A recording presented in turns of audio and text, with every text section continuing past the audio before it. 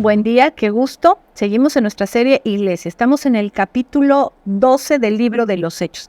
Si usted nos está empezando a seguir, métase en nuestro canal. Y bueno, hemos estado estudiando esta serie Iglesia y muchas otras desde hace mucho tiempo.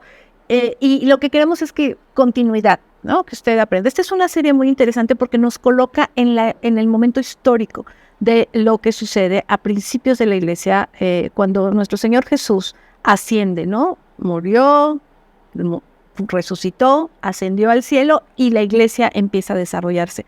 Es parte de lo que somos, es parte de lo que creemos y es importante que usted y yo lo sepamos y lo tengamos presente. Vamos al versículo 12. Empezamos a leer y dice: cuando se dio cuenta de esto, ¿de quién? Estamos hablando de Pedro, recuerde usted, estaba preso, estaba dormido, de repente llega un ángel, lo despierta, como tal, levántate, vámonos, ponte los zapatos, ponte el abrigo porque hace frío afuera, no te nos vayas a enfermar, y lo saca de la cárcel, ¿no? De una manera milagrosa. Y ya estando fuera de la cárcel, ya estando en la ciudad, de repente se da cuenta y dice: ah, caray, esto fue cierto, ¿no? Dice versículo 12, cuando se dio cuenta que ya estaba fuera, fue a la casa de María, la madre de Juan Marcos, donde muchos se habían reunido para orar. Ok, ahí quiero hacer un altito. ¿Quién es esta María? Esta María, como dice aquí la Biblia, es la mamá de Juan Marcos. Este Juan Marcos va a empezar a tener como un poquito de gran relevancia a lo largo de lo que vamos a seguir leyendo. Nos lo vamos a volver a encontrar, téngalo usted presente. Juan Marcos va a ser compañero de Bernabé y de Pablo en algún momento, los viajes misioneros como tal, pero este Juan Marcos es el mismo que escribe el Evangelio de Marcos. Entonces, esta familia es una familia muy relevante como tal.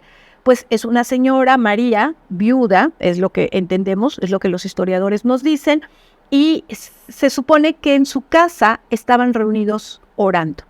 Hay personas que dicen, historiadores como tal, yo solo se lo comento para que usted tenga el dato, que probablemente la casa de María fue el mismo lugar del aposento alto donde se reunieron a orar en Hechos 2 cuando el Espíritu Santo llegó sobre todos los que estaban ahí congregados, ¿no? La Biblia no lo dice como tal, pero los escritos históricos que están alrededor de la Biblia pues lo mencionan como si ese fuera el lugar, ¿no? Ok, entonces muchos se habían reunido para orar. ¿Por quién estaban orando? Porque a Pedro lo iban a matar, bueno, lo iban a enjuiciar para matarlo al otro día, ¿no? Versículo 13, él llega a la casa de María, a la casa de Juan Marcos y toca, ¿no?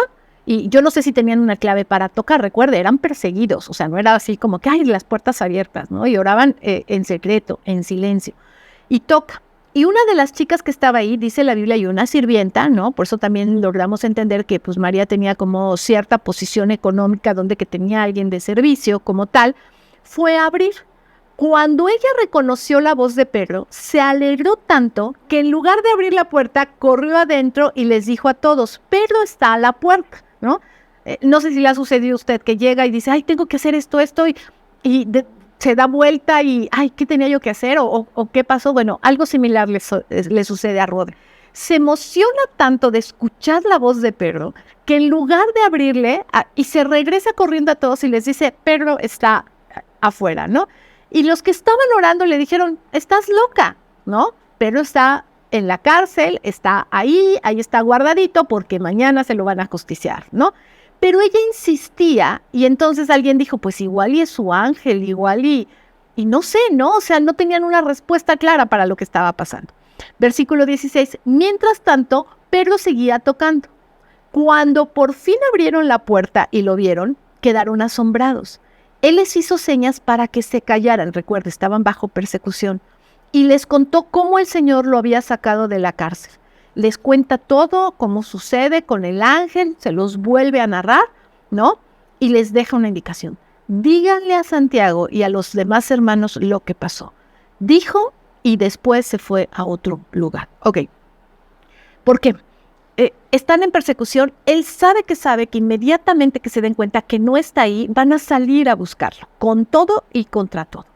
Y pues al final del día, mucha gente sabía de esta casa, pues él llegó ahí como tal.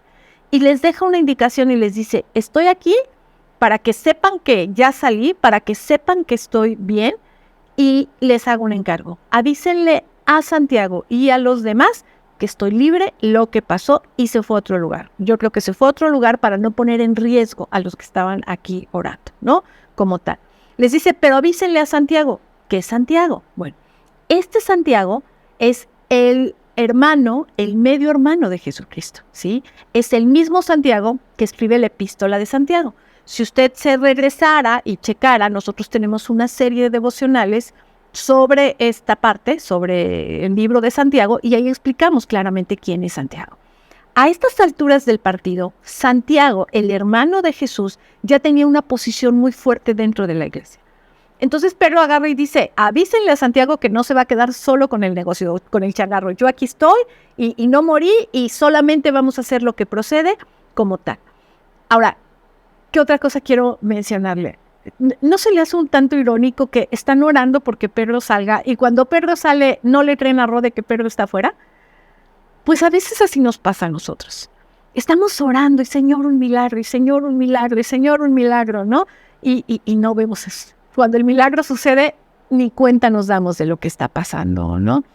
Y esto es como una enseñanza muy importante de cómo es que usted y yo debemos orar.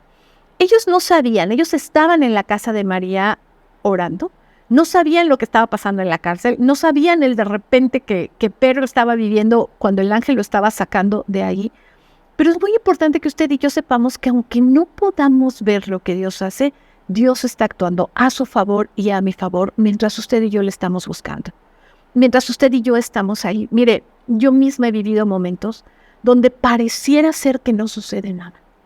Donde pareciera ser que todo sigue igual, que no hay cambio, que nadie va a venir a salvarme, ¿no?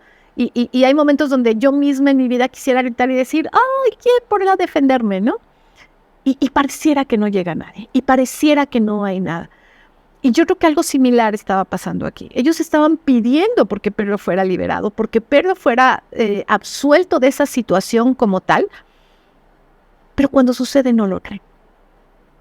Híjole, usted y yo tenemos que aprender y ser bien sensibles a entender siempre que Dios está a nuestro favor. Y recuerde usted esto, aunque usted y yo no lo veamos, aunque usted y yo no entendamos lo que está pasando, al final del día, Dios es soberano. Y de manera paralela, aunque usted y yo no lo veamos, Él está haciendo lo necesario para traer bendición a su vida, para traer bendición a mi vida. Señor, te damos gracias porque tú estás ahí. Señor, te damos gracias porque aunque oramos y tal vez la fe no nos alcanza para ciertas cosas, Señor, tú estás ahí, en medio de tu soberanía, en medio de tu poder, Señor, guardándonos en todo tiempo. Padre, gracias porque tenemos un Dios que escucha, un Dios que aun cuando nuestra fe no es lo suficiente, tú de todas formas y de todas maneras obras a nuestro favor. Amén. Que Dios le bendiga. Nos vemos mañana.